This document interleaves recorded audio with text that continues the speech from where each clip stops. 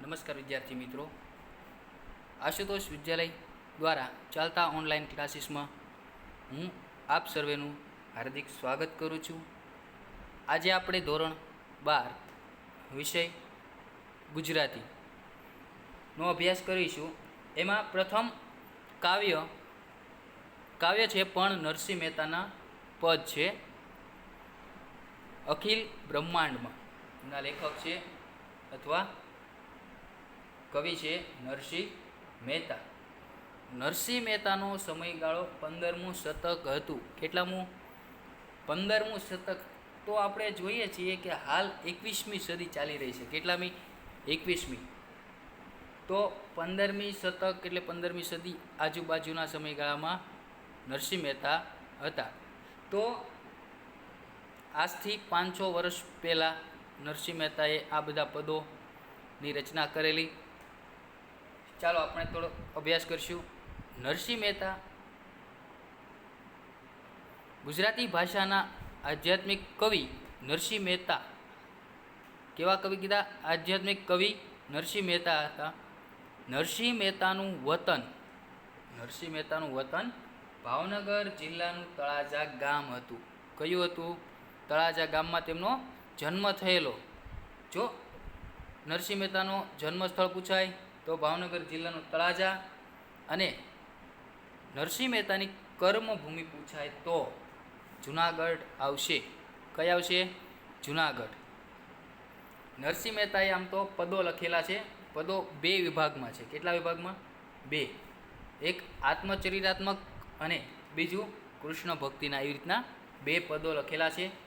આત્મચરિતાત્મકમાં પોતાના જીવનમાં બનેલી ઘટના અથવા કથાઓ, પોતાના જીવનની કથાઓ, જેમ કે શામળશાનો વિવાહ ખૂબ જ પ્રખ્યાત છે. હાર, હુંડી, કુંવરબાઈનું મામેરું અને શ્રાદ્ધ એ એમની આત્મચરિતાત્મક રચનાઓ છે. શામળશાનો વિવાહ છે ને એ એમનો પુત્ર છે શામળશા, એના વિવાહની વાત એ વખતની વાત છે. હાર, હુંડી છે એ કોઈ યાત્રિકો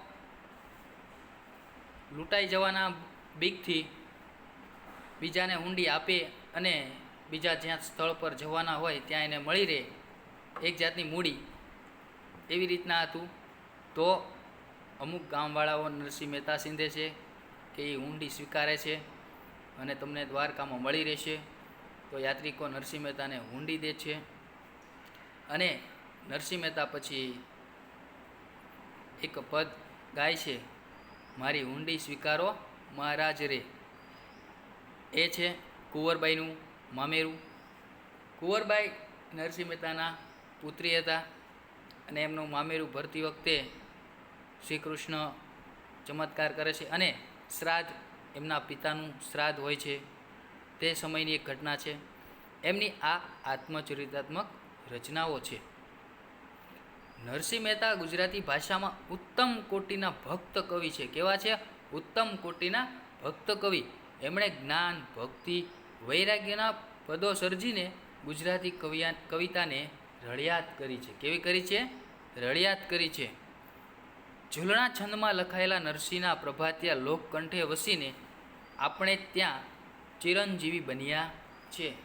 નરસિંહ મહેતાના મોટા ભાગના, આમ ગણો તો બધા જ પદો કયા છંદમાં લખાયેલા છે? ઝૂલણા છંદમાં. કયા? ઝૂલણા. અને તેને પ્રભાતિયા તરીકે પણ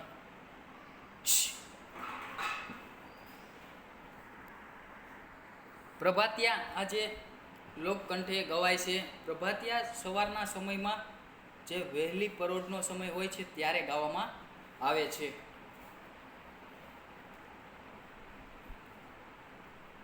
જેમ કે ભોળી રે ભરવાડણ, જળ કમળ ચાંડી જાને, જાગને જાદવા જાગોને જશોદાના જાયા વગેરે હૃદયસ્પર્શી અને ભાવ નીતરતી એમની કાવ્ય વાણી, એમની સરળતા અને સહજતાથી આપણા મનમાં રમી રહી છે.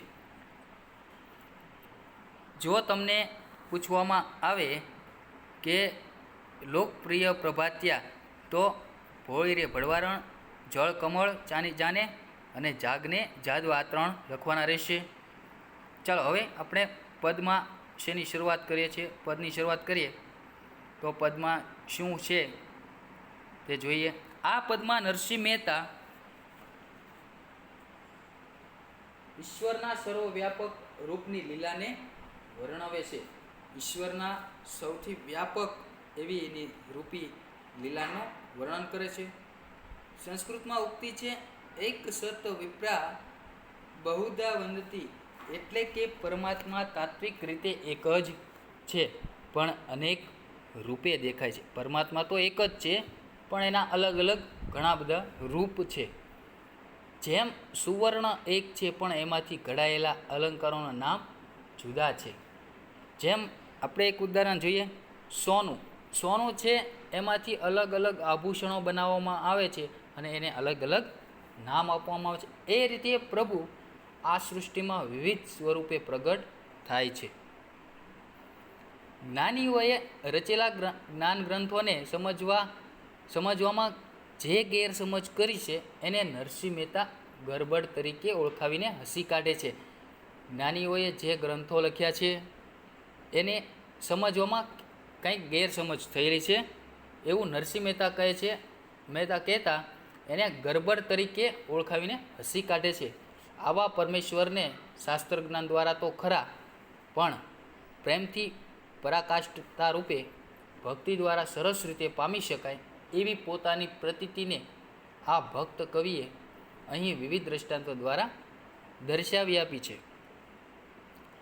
કવિતા અને તત્વજ્ઞાનનો સમન્વય કરતું એકાત્મક ભાવનું આ પદ નરસિંહની ચિરંજીવી અને સદા રમણીય સ્મરણીય કૃતિ છે.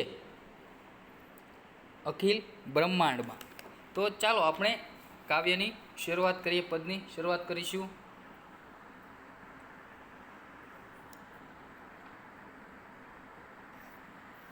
અખિલ બ્રહ્માંડમાં એક તું શ્રી હરિ, જુજવે રૂપે અનંત ભાસે, દેહમાં દેહ તું, તત્વમાં તેજ તું, શૂન્યમાં શબ્દ થઈ વેદ વાસે.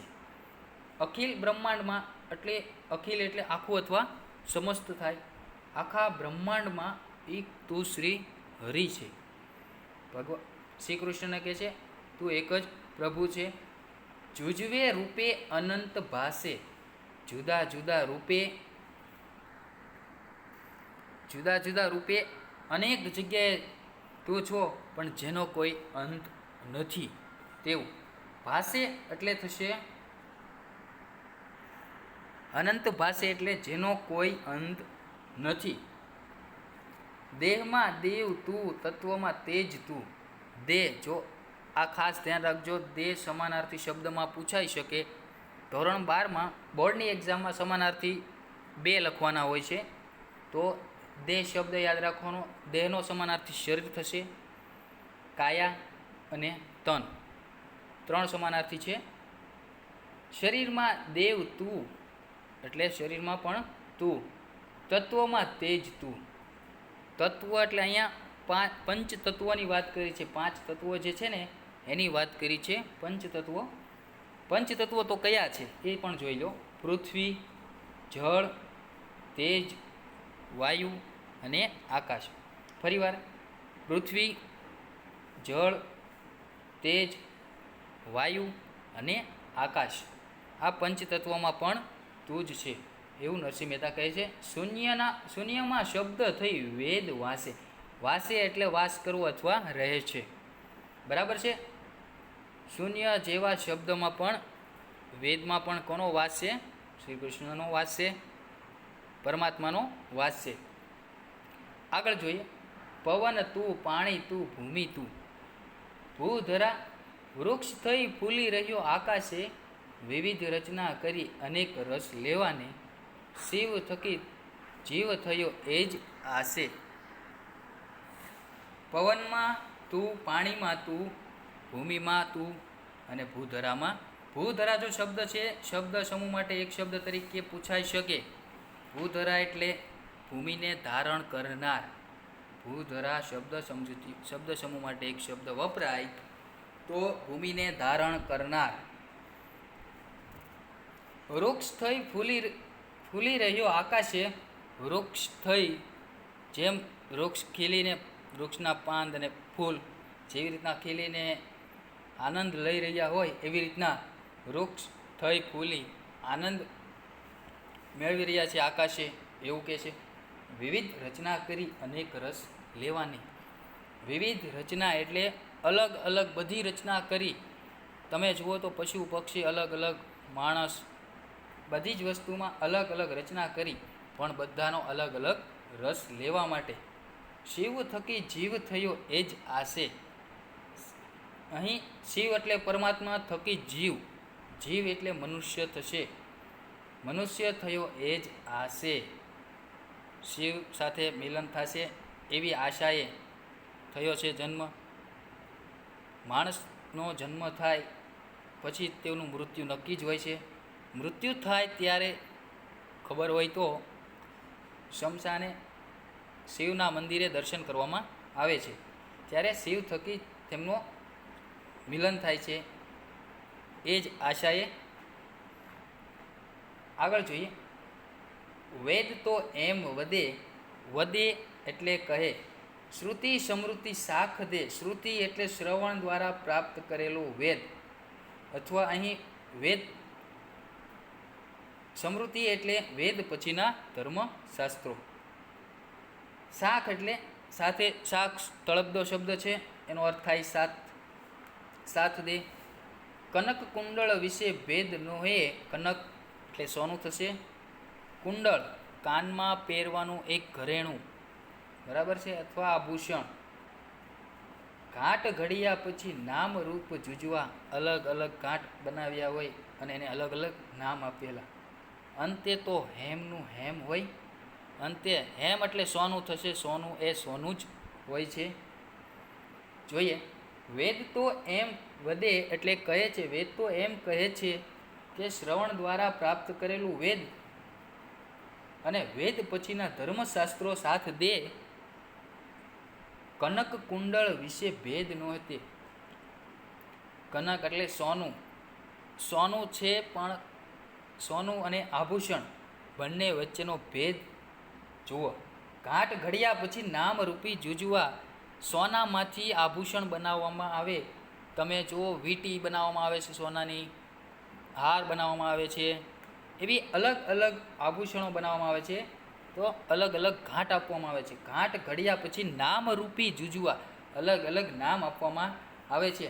અંતે તો એ સોનાનું સોનું જ હોય છે, એમનું એમ જ હોય છે. તો એની વાત કરી છે. એવી રીતના કવિ ભગવાન સાથે સરખામણી કરે છે કે પરમાત્મા તો એક જ છે, પણ એના નામ અલગ અલગ છે. આગળ જોઈએ. ગ્રંથે ગરબડ કરી વાત નવ કરી ખરી, જેને જે ગમે તેને પૂજે, મન વચન કર્મથી આપ માની લે, સત્ય છે એ જ મન એમ સૂજે. ગ્રંથે ગરબડ કરી વાત નવ કરી ખરી, જેને જે ગમે તેને પૂજે, મન વચન કર્મથી આપ માની લે, સત્ય છે એ જ મન એમ સૂજે. એટલે ગ્રંથ એટલે ધર્મગ્રંથની વાત કરી છે. ધર્મગ્રંથમાં ગરબડ કરી છે. વાત નવ, નવ એટલે નથી, કરી, ખરી એટલે સાચી. ધર્મગ્રંથે વાત નથી કરી સાચી. જેને જે ગમે તેને પૂજે, જેને જે ઈશ્વર ગમે એને તે પૂજે છે. મન વચન કર્મથી, મન વચન અને કામથી આપ માની લે કે સત્ય છે. એટલે આપણે માની લઈએ કે આ સાચું છે, એ જ મનમાં એ જ માની લઈએ છીએ. એવી વાત કવિ કરે છે. ફરીવાર જોઈએ. ગ્રંથે ગરબડ કરી વાત નવ કરી ખરી, જેને જે ગમે તેને પૂજે, મન વચન કર્મથી આપ માની લે, સત્ય છે એ જ મન એમ સૂજે. ધર્મગ્રંથે જે ગરબડ કરી છે એવી વાત નથી કરી સાચી, નથી કરી સાચી. જેને જે ધર્મ ગમે, જે ગમે, જે ઈશ્વર ગમે, જે પરમાત્મા ગમે એને પૂંજે છે. પણ મન વચન કર્મથી આપ માની લો, આપણા મનથી, વચનથી અને કામથી આપણે જેને માની લઈએ કે આ સત્ય છે, એ જ સત્ય છે એવું આપણું મનને પણ એવું જ સૂજે, એટલે માની લે છે, સમજી લે છે. બરાબર છે. ચાલો હવે આપણે આગળનું જોઈએ પંક્તિ. વૃક્ષમાં બીજ તું, બીજમાં વૃક્ષ તું, જો પંતરો એ જ પાસે, ભણે નરસૈયો એ મન તણી શોધના, પ્રીત કરું પ્રેમથી પ્રગટ થાજે. હવે વૃક્ષની વાત કરી છે. વૃક્ષમાં બીજ તું, વૃક્ષ જે હોય છે દરેક વૃક્ષમાં બીજ તો હોય, એમાં બીજમાં પણ તું, બીજમાં વૃક્ષ તું. તો હવે એવું કહે છે કે વૃક્ષમાં બીજ તું અને બીજની અંદર વૃક્ષ પણ તું જ છે. જે બીજની અંદર આખું વૃક્ષ સમાયેલું હોય છે.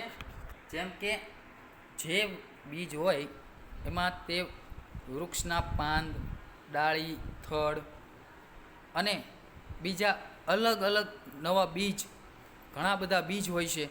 આ બધાની વાત શેમાં કરી છે? બીજમાં વૃક્ષ તું એવી વાત કરી છે. જોઉં પંતરો એ જ પાસે, પટંતરો એટલે અંતરપટ, પડદો થાય, એક પ્રકારનો પડદો. બરાબર છે. જોઉં છું પડદો એ પાસે, ભણે નરસૈયો, ભણે એટલે કહે, તળપદો શબ્દ, ભણે એટલે કહે, નરસૈયો કહે, નરસિંહ મહેતા કહે છે, એ મન તણી શોધના, પ્રીત કરું પ્રેમથી પ્રકટ થાજે.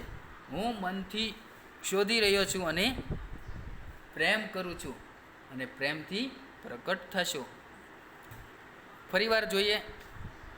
વૃક્ષમાં બીજ તું, બીજમાં વૃક્ષ તું, જોઉં પટંતરો એ જ પાસે, ભણે નરસૈયો એ મન તણી શોધના, પ્રીત કરું પ્રેમથી પ્રકટ થાશે. હવે ફરીવાર જોઈએ. વૃક્ષમાં બીજ સ્વરૂપે પણ તું જ છે પરમાત્મા, એવું કવિ કહે છે. અને બીજમાં વૃક્ષ તું, જે વૃક્ષ છે એની અંદર એક બીજ છે અને બીજની અંદર તું એવું કહે છે. અને ફરી પાછા એવું કહે છે કે બીજની અંદર પણ વૃક્ષ એ પણ તું જ છે એવું કવિ પરમાત્માને કહે છે. જોઉં પટંતરો એ જ પાસે, જોઉં એ પડદો એ પાસે છે. નરસિંહ મહેતા કહે છે, ભણે નરસૈયો એટલે કહે છે નરસિંહ મહેતા, એ મન તણી શોધના, હું મનથી શોધી રહ્યો છું, પ્રીત કરું છું, પ્રેમ કરું છું, પ્રેમથી પ્રકટ થશે. પ્રીત કરું છું, પ્રેમથી શોધી રહ્યો છું તમને, તો પ્રીત કરું છું, પ્રેમ કરું છું, તો પ્રેમથી પ્રકટ થશો, એટલે દર્શન દે, એવી વાત કરી છે. ચાલો આપણે ફરી એકવાર કાવ્ય જોઈ લઈએ, પદ જોઈ લઈએ. અખિલ બ્રહ્માંડમાં એક તું શ્રી હરિ, જુજવે રૂપે અનંત ભાસે, દેહમાં દેવ તું, તત્વમાં તેજ તું, શૂન્યમાં શબ્દ થઈ વેદ વાસે. અખિલ એટલે સમગ્ર અથવા આખા બ્રહ્માંડમાં એક તું શ્રી હરિ, એક તું પરમાત્મા છે. જુજવે રૂપે અનંત ભાસે, જુજવે એટલે જુદા જુદા સ્વરૂપે, જુદા જુદા સ્વરૂપે, અનંત પાસે જેનો અંત નથી તેવો, જેનો કોઈ અંત નથી, જુદા જુદા સ્વરૂપે અને જેનો કોઈ અંત નથી તે. દેહમાં દેહ તું, દેહનો સમાનાર્થી પૂછાઈ શકે શરીર, કાયા અને તન. શરીરમાં પણ દેવ તું જ છે, તત્વમાં તેજ તું. તત્વ, પંચ તત્વની વાત કરી છે. તો પંચ તત્વો પૃથ્વી, જળ, તેજ, વાયુ અને આકાશ, તેની વાત કરી છે. પાંચેય તત્વો દ્વારા, પંચ તત્વો દ્વારા સમગ્ર સૃષ્ટિની રચના કરવામાં આવી છે. એવા પંચ તત્વોમાં પણ પરમેશ્વર તું જ સમાયેલો છે એવું કવિ કહે છે. શૂન્યમાં શબ્દ થઈ વેદ વાસે, શૂન્યમાં શબ્દ થઈ વેદ વાસે, વાસે એટલે વાસ કરવો અથવા રહે છે.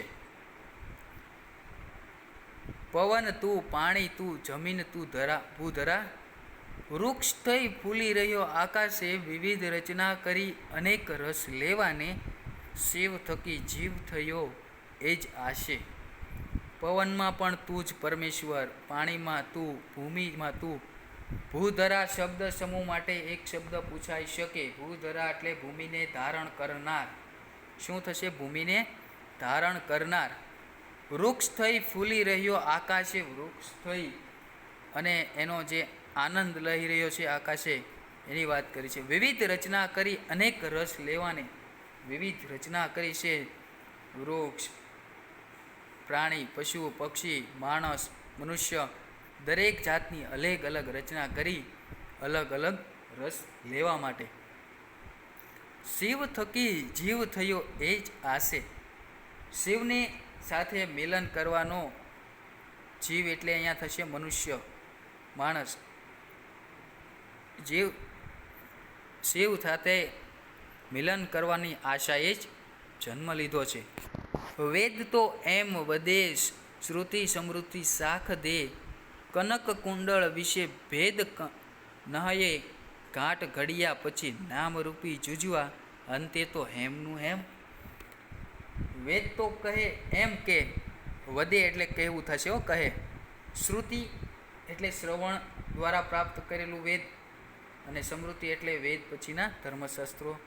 વેદ તો એમ કહે છે કે શ્રવણ દ્વારા પ્રાપ્ત કરેલું વેદ અને વેદો પછીના ધર્મશાસ્ત્રો. શાખ એટલે સાથ દે, સાથ દે છે. કનક કુંડળ, કનક એટલે સોનું થશે, સમાનાર્થીમાં યાદ રાખવું. કનક, હેમ અને સોનું.